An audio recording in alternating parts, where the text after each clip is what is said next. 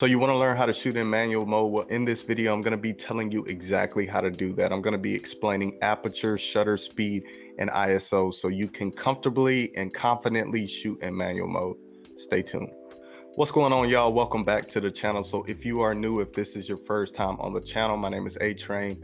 I'm a wedding and portrait photographer, and on my channel, I talk about photography and also the business side of photography. So if you're interested in that type of content, consider subscribing. So I want to first start off by saying you do not have to shoot in manual mode. I feel like we're kind of, as photographers, pressured into feeling like you have to shoot in manual mode if you want to be considered a professional. But you know, it's whatever you want to do. If you don't want to shoot in manual mode, you don't have to. But I personally like to shoot in manual mode because I have complete control, and I don't like relying on my camera's automatic settings when it comes to shooting because it's not always accurate. So I do like that with manual, you can get exactly what you're looking for. So I do like with shooting in manual mode that you have that complete control and you can change your settings yourself instead of just relying on your camera to figure everything out. Personally, I feel like manual mode is a must, you know, especially if you're just trying to level up in some kind of way and start, you know, really understanding things and having that control when it comes to your camera settings. But like I said, it's just my opinion. You do not have to shoot in manual mode. I know plenty of people that shoot in aperture priority and different things. So just figure out what works for you. If manual mode doesn't work for you, then don't use it. I really think it comes down to figuring out what works for you. Maybe you want to shoot in aperture priority and you just don't want to shoot in manual mode. You know, just do what works for you. When it comes to photography, everything related to photography, do what works for you. You don't have to do stuff just because other people say you have to do it. Okay, so first let's talk about aperture. And like I said, I'm not gonna try to get too technical. I'm gonna try to explain this in simple terms for, you know, beginner photographers to understand this information. So with your aperture is pretty much the opening and closing of your lens. So when you shoot with a wide aperture, like a 1.4 or 1.8, then the opening is gonna be big. And once you start to increase that number to like f4, f7, and increase it even more, then that closing is going to get very small. So a bigger aperture is a wide opening, and that's going to let in a lot of light. So a 1.8 aperture is going to let in a lot of light. That's going to help when you're shooting in like a low light situation and you need to let a lot of light into your lens, and you're going to want to shoot with a wide aperture.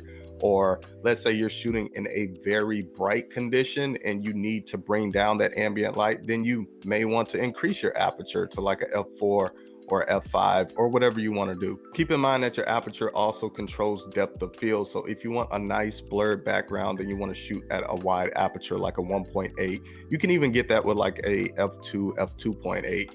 And if you shoot with a bigger aperture, let's say like a f4, a f6, f7, then you're going to have more of your photo in focus. So not only is your subject going to be in focus, but you're also going to have more of the background in focus. Okay, next up, I want to talk about ISO. So in simple terms, this is pretty much going to brighten your photo or darken your photo. So if you want your photo to be brighter, then you're going to raise that ISO. Or let's say you're shooting in a low light situation, then you're probably going to have to raise your ISO to make that photo brighter because the environment is so dark. The thing to keep in mind with ISO is it will start to introduce noise when you start to get in those higher numbers. Now, this is dependent upon what kind of camera you have. Some cameras can handle higher ISOs better than other cameras. So I shoot with the Sony a7 III, and you could raise the ISO pretty high on that camera and you don't see a lot of noise. So it really depends on what kind of camera you have, but you definitely want to keep that in mind and be careful when you're raising your ISO. Okay, so next up, I want to talk about shutter speed. So this is pretty much the length of time that your shutter is open.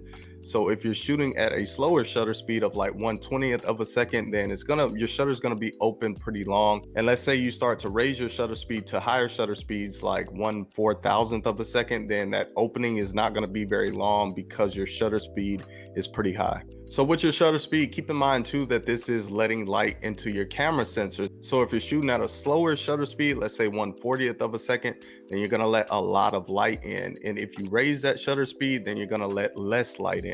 So for example, let's say you're shooting in very bright conditions, then you may have to raise your shutter speed pretty high because the ambient light is so bright to dim that photo down and to let less light into the scene.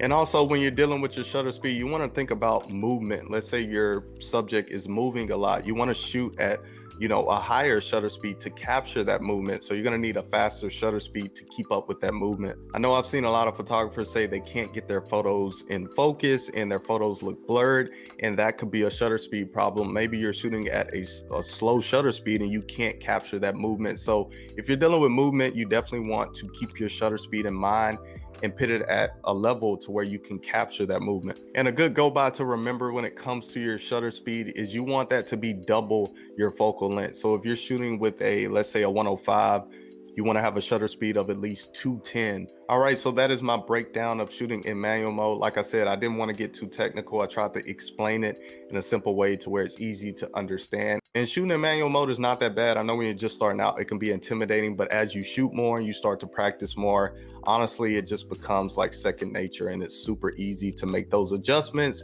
and know exactly what those adjustments are going to do when it comes to your photos. Be sure to check out the other videos on my channel. I have lots of valuable videos that can help you out, especially if you're a beginner photographer, or even if you just want to learn about the business side of photography. I have lots of videos about that on my channel. Be sure to drop a like if you enjoyed this video. Subscribe to the channel. I post new videos every single week. I will see y'all in my next video. Peace.